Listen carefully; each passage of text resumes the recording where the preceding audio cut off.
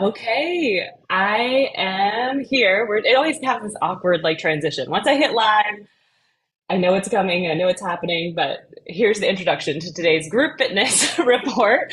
Stacey Alden back here with Jessica Maurer, here to talk about the difficult conversations we get to have as group fitness managers. And as you know, I tend to definitely speak to group fitness managers, but this could work for all fitness managers or managers in any industry, I guess. Jessica is a presenter, a leader in the industry.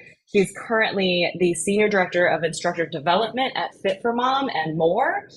And we saw each other again at Idea World this past year in Las Vegas.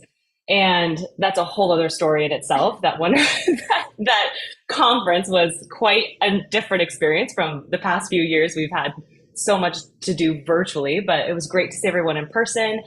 And I'm so grateful that she decided to join us to talk about difficult conversations because in a session that I took with her, she explained some amazing strategies, some amazing ways to improve your ability to do so. And we all know that it's not the most fun thing to do, but it is essential to do with your teams to really help lead them and guide them through the ups and downs of teaching and working together. So thank you so much again for joining me. And this is a month late, so thank you for everyone for waiting for this wonderful live stream to happen. So it's here today. So my first question for Jessica is, what are some good examples of difficult conversations, maybe yourself or conversations you've witnessed of other managers have gone well or have not gone so well? And what are the things that the manager may have done or not done to either help or hurt the conversation? So in order to start this conversation, I don't want to give you my whole backstory, but I do want to go back to the beginning and talk about when I was an instructor and wasn't a manager. Because my first difficult conversation came when my manager was trying to have a difficult conversation with me about my performance level. I had kind of gotten a little bit of an ego, and I realized that if I really wanted to earn more money, make more, have more classes, bring more people in, that the bigger my personality became, the bigger my crowd size became. And with that bigger personality came a bigger ego. And so my manager was really coming to me for that purpose of saying, hey, we need to back it down a little bit and go back to focusing on the people and less on the performance.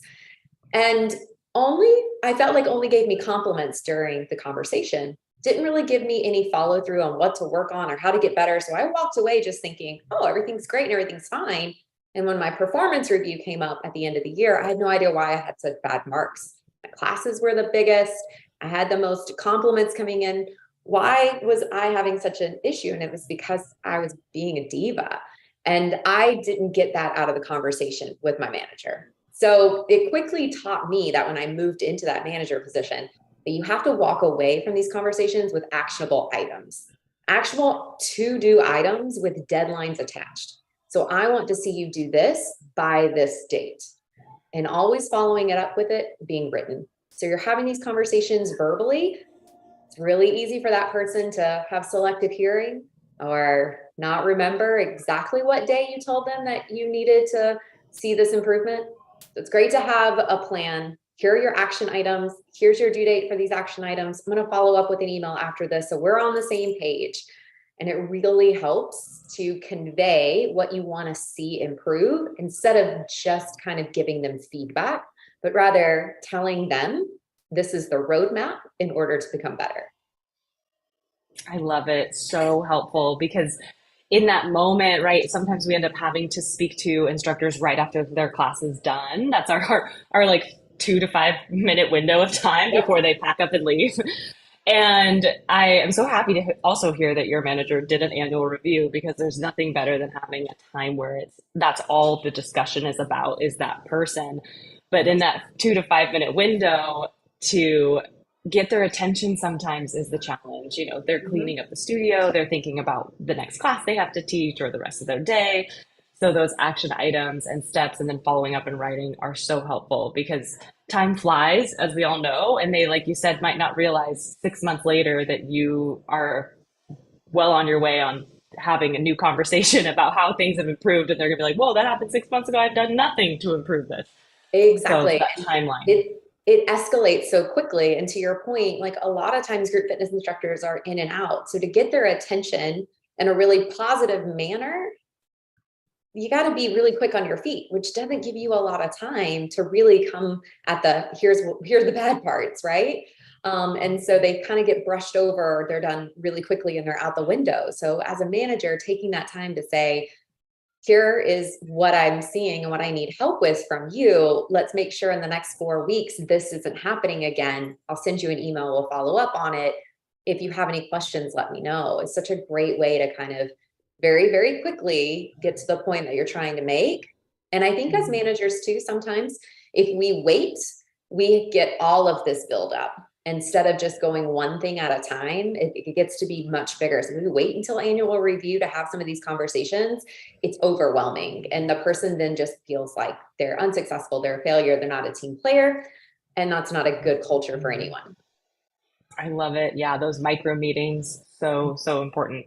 And with that, that actually leads into our next topic to talk about is that during our session at IDEA, you had us do a few fun and kind of engaging exercises that I think managers could easily do with their teams, or they could do with other managers maybe for fun to practice together. And I think not only if you could share those exercises, but I think the listeners will also take some good tips from those exercises as well. Yeah, one of my favorite exercises to practice starting to have hard conversations because they are hard, they're uncomfortable, and no one really likes this part of their job. Nobody says, I want to be a manager so they can have these difficult conversations.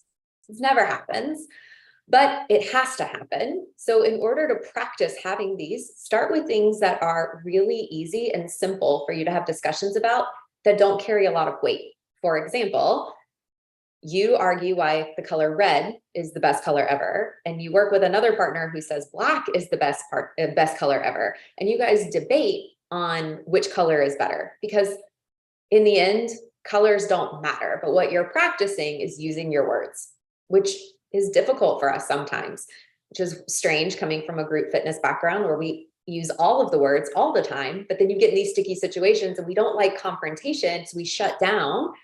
And so you go back to just practicing, like, use your words. Why is red the best color? And you can play it with a lot of different things, like what movie genres are the best? Are podcast or music better for running? You can take really simple, easy things that don't carry a lot of weight.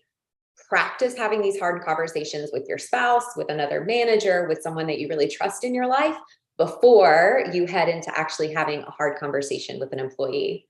Another one of my favorite exercises is the clothing sandwich. So I believe in giving feedback in the form of a sandwich. You start with something positive, you give them the feedback and the improvement areas that you want to see with their timeline, and then you close it with another positive note. Doesn't have to necessarily be a compliment, but something positive. And you can try this by going through somebody's outfit. So complimenting somebody on the color of their tank top, giving them a little bit of feed forward on the bottoms that they chose, and then ending it with a nice compliment about their shoes. Now, you're not going to actually do this with your employees because that's going to be weird. But again, like practicing it with your spouse or with another manager or someone that's in your department, of just being like, I need to start practicing how I provide feedback. Let me practice on your clothing.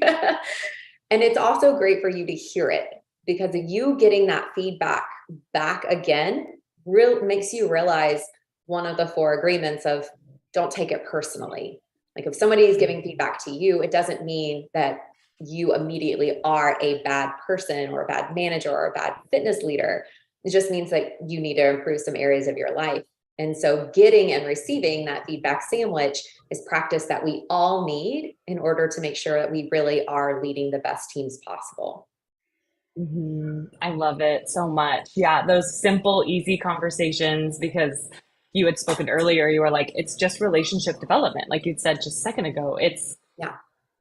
and it's interesting because the tough conversations really do bring you closer to your team. And them seeing that you're trying to have these conversations or trying to work on these and you want them to work on them as well is so valuable. Because I think specifically also, not just group fitness instructors, they're kind of like ships in the night. They don't see each other quite as often. Yep. But I know when I've led a Pilates studio, or if you lead personal trainers, they really do interact with each other a lot. and they might need to have more conversations with each other. So that might be a good team to do these exercises with. I'm just realizing that, but so Yeah, especially valuable. if you're studio based and you have a lot of interaction with like membership management or sales and front desk, and maybe something's not going Mhm. exactly the way you want, like being able to have these conversations and not shying away from confrontation or going too hard into confrontation and being overly aggressive. That's not a great sign either. But it's all about, yeah, it's human management, it's relationship management. And the idea too of like starting small and practicing with conversations or debates about things that don't matter. I mean, it really came from marriage therapy. And it's the same kind of concept, really, is like start with small little conversations that don't carry weight so that you can work your way up and practice. It's the same thing that we teach in fitness, right? Like you can't do squat jumps until you know how to squat. So let's practice with our feet on the ground squatting, and then we can add a calf raise, and then we can add a jump, and then we can add and add. But you got to start with the foundation and the basics and know how to use your words before you go up that scale. I love it. Yeah, I love that you mentioned that we know how to use our words so well until it comes to And this. So it's so true. then we shut down. Uh, yeah, exactly. We have trouble there. And then what would you say is a good way? You mentioned this in the first question too, is following up, giving that feedback to the instructor, explaining. I love that you also gave them the expectation that this is going to be, that I'm going to send you this in writing. You know, that's so helpful for them to have that. They're prepared for that interaction to happen also in writing. But what are some things you like to have people do to make sure that they're on the same mission to improve in the future? We all have the best intentions, but sometimes we kind of bite off more than we can chew. Or we forget that we said something, or we forget to follow up, or we think a post-it note on our computer is going to take care of it. So my recommendation is, if you're going to have these hard conversations, is to put it into your own personal calendar for about 5 days before the deadline, so that you can check in, so that it doesn't hit the deadline and suddenly you're like, oh yeah, this was supposed to have seen improvement. Nothing's happened. Check in a couple of days before, set yourself a calendar reminder to keep following up, leading up to that actual deadline, because it's up to you as the leader to show that you care about them. And by just like handing out this difficult conversation, this feedback or issue that you're having with them, and then just leaving them out to dry and never following up again, doesn't really show your follow through either, that you have the best intentions and ideas for this instructor's growth. So set out your own schedule. Don't depend on a post-it note or a memory to help you remember what you said you were going to do.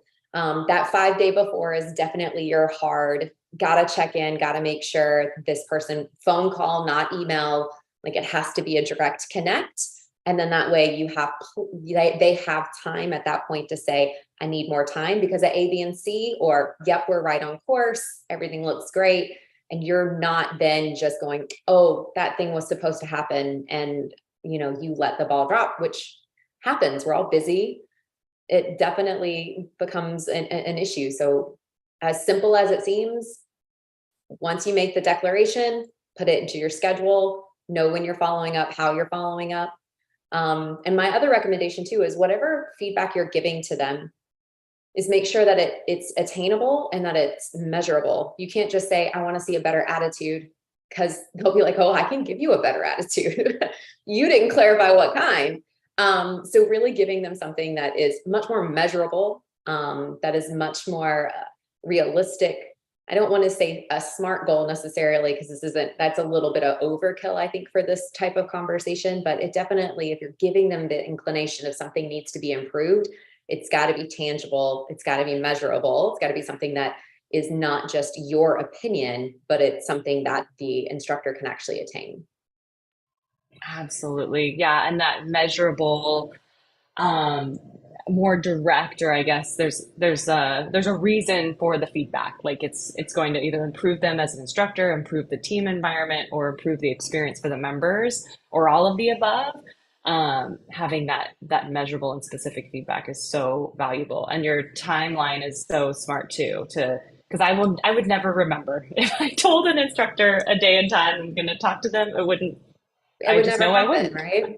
No, it No. would. So like making a schedule, and even like setting it on the same day of like, you're going to always give your deadlines to be on Fridays so that you know on Mondays that you check in. Mm, It can be something as yeah. simple as that, build on those compound Hmm. notions. Because we as managers, Hmm. we're group fitness managers, we're not just managing people, we have to manage personalities on top of things, which makes it kind of a delicate balance. You can't just go in there, with all of this feedback all at once with this person who is Hmm. a larger than life entity in your gym facility. So you definitely need to be able to give a constructive um, idea for what needs to be improved. And then you continue to nurture and follow up. That shows that you're actually managing and leading, not just Hmm. handing out whips. I love it. I love it. That is the best way. That's the best quote to end with. Managing and leading versus handing out whips. There we go. Perfect. Oh, that's so perfect. And this could not be more perfect, everyone who's watching, whether it's now or in the recording, because next conversation I'm having is with Shay Kostabi, and we will be expanding on this to talk about exactly what kind of questions you should be asking instructors after their class. So the feedback questions that you could be having specifically with instructors to help them once again either improve themselves, improve the team, or improve the experience. So now that you have your timing down, you understand the different exercises you can do with your team, which Jessica has so eloquently provided all of us in this interview. I so appreciate her help and her time. And we'll provide all of her information in the content of this video, in the description of this video. But thank you so much again for watching. And thank you so much, Jessica, for joining us. Thank you, Stacy, and thanks everybody for watching.